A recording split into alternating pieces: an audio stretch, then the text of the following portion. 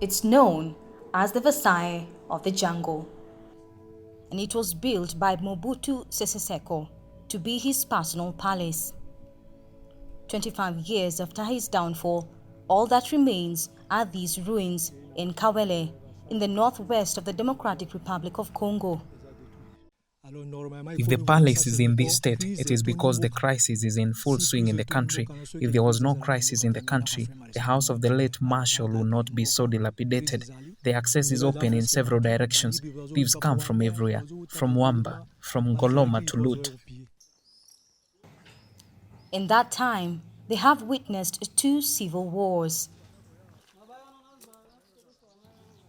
It's hard now to imagine it in its former glory, when dignitaries from around the world were received here by the former president. For 32 years, he ruled with an iron fist and, according to some estimates, amassed as much as $5 billion in personal wealth while in office.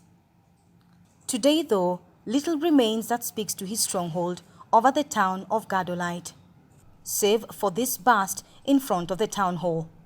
But in the minds of the locals, his memory still looms large. There is a sense of nostalgia. I was told that President Mobutu did not authorize the use of the telephone, but the country was doing quite well.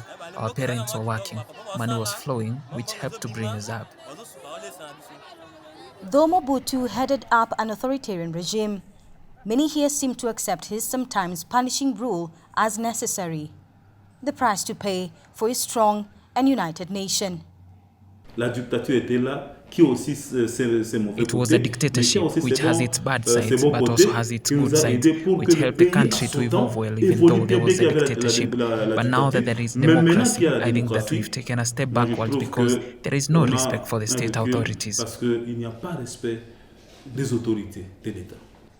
According to some, the Mobutu dictatorship also provided security against external threats. President Mobutu defended national unity. We have 9 neighbors. No neighbors had ever dared to take a single part of the territory as we see today. On